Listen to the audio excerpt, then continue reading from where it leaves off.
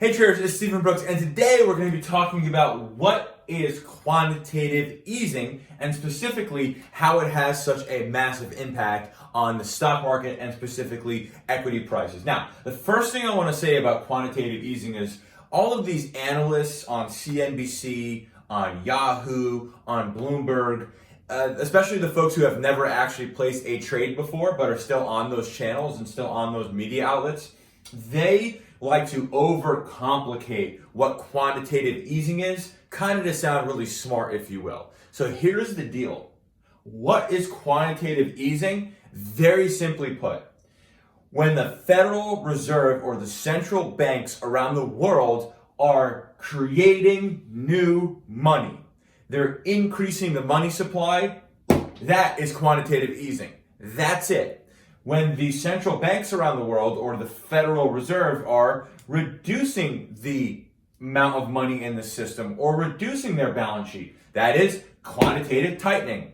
When neither is happening and they're keeping the balance sheet the same size, that is quantitative neutral. Very simple, folks. So again, without getting into the treasuries and all these very complicated things that you will hear about quantitative easing on the news or on Yahoo Finance or whatever, new money getting created is quantitative easing. Now, the question is, why does that have such a positive, powerful, and impactfulness on equity prices specifically? Well, here's the deal. For the last few hundred years, whenever there was new money created in the system, that money went directly to the best performing assets. So if we think about one of the last stock market bubbles in 2000, the dot-com bubble, right? The Federal Reserve at the end of 1999 to the beginning of 2000 was creating a lot of new money to ease concerns over what would happen when banks transferred over from 1999 to 2000 and Y2K, okay? That new money that was getting created was going after the best performing assets. At that time, it was US stocks and US technology stocks. What's happening today is the Federal Reserve is creating new money every single week and every single month. And what is happening with that new money once it hits the system? It's going after the best performing assets. The best performing assets right now are US stocks and specifically US technology stocks. So there's no surprise to anyone in the world that your Apples, your Googles, your Microsofts, and your Amazons are at all-time highs because, again, that new money goes after the best performing assets. Those are the best performing assets right now. But that's only one of the reasons why new money created helps to lift asset prices. The second reason is this. Let's say, as an example, on a given day, there's 1 million shares to purchase of Apple stock. And on that given day, as an example, there's $1 million available to go ahead and buy those million outstanding shares on Apple. Now, what happens when the next day the Federal Reserve creates new money and floods it into the system? Well, you could have a situation where there's still 1 million shares of Apple available. That doesn't change. But instead of having $1 million to be able to go buy that same amount of shares, now you have $5 million available to go ahead and buy those shares. In that scenario, folks, there is no additional supply, but there's more demand and there's more gunpowder to be able to buy that fixed amount of shares. One of the things that the average person doesn't realize about quantitative easing, and specifically what happens when new money is created, is there's more money available for the same amount of shares. So if we can start to understand how over the last few weeks the stock market has continued to rise and any sell-off has been met with buyers almost immediately, is again because there's more money available to buy a fixed amount of shares.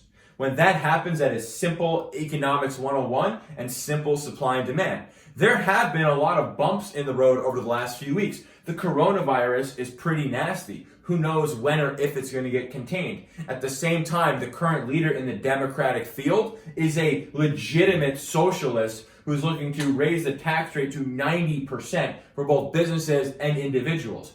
Those things are, in theory, would be very scary for the market. Very, very scary for the market. However, when there's more money almost daily available to buy a fixed amount of shares, again, that's just a supply and demand type of situation. Now, the second reason why quantitative easing really, really helps asset prices and specifically stocks is because it reduces interest rates. When the Fed creates $60 billion out of an Excel sheet every single month and buys government bonds with that money, what ends up happening? Well, similar to the fact as stocks go higher, their dividend rate stays the same, but their dividend yield goes down. That's the same thing with bonds. When the Fed buys $60 billion worth of bonds every single month, what happens? That's a lot of capital going after those products. The price of a bond goes higher, but the yield goes down. Now, what happens when this phenomenon happens? When the price of the bond goes higher because they are buying treasury bonds every single month with brand new money, those interest rates go down. And what happens to an investor who is trying to make money or make a yield when interest rates on fixed income products are going down?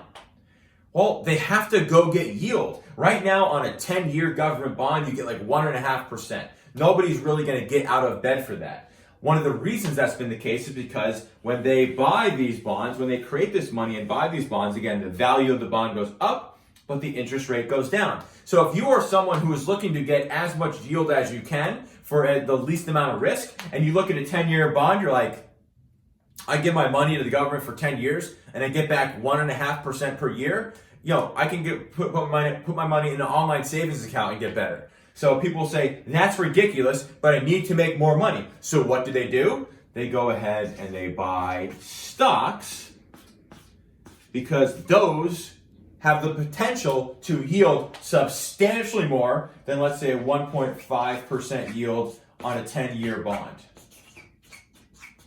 So if I can summarize all this, quantitative easing is not some of these ridiculous definitions that you hear on CNBC or Yahoo Finance or on Bloomberg. All it is when the money supply in the world is getting larger, that's quantitative easing. And what happens when the money supply all over the world gets larger?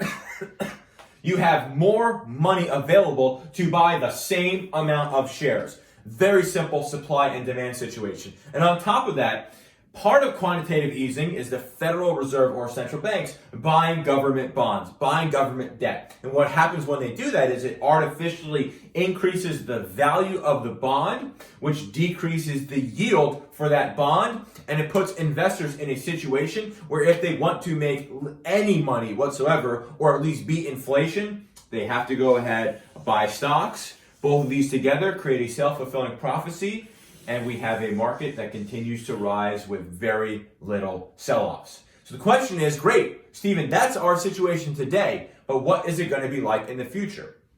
The Federal Reserve in the United States has said that they are going to continue to participate in the repo operations till at least April.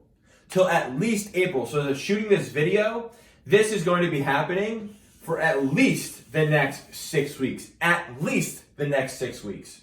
They're also going to be committed to buying $60 billion per month of U.S. government debt for an undefined amount of time. So this is still continuing today, which is why we continue to see the stock market rise in the face of the coronavirus, in the face of a Bernie Sanders really gaining a lot of traction in the Democratic primaries.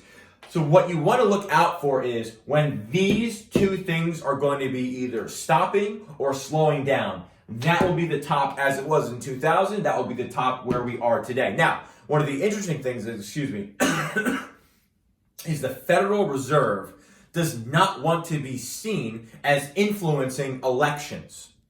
So, from my purview, it is challenging for me to see a situation where the Federal Reserve is totally fine reducing quantitative easing or potentially going over to quantitative tightening right before an election because they will be perceived as an entity or a body that was trying to influence the election. And the way that Janet Yellen did nothing, good or bad, she just paused in 2016, that, in my opinion, is the most likely outcome for Jerome Powell right here, right now in 2020, because he does not want to be seen as somebody who is political based and who is going to influence an election. So we see these things happening right now. It's no surprise to anyone why asset prices and stocks continue to go higher. It should be interesting as we follow along this year to see if and when some of these reductions of this easing actually happen. But until that happens, yeah, I mean, of course we can have sell-offs. Of course we can have nasty sell-offs.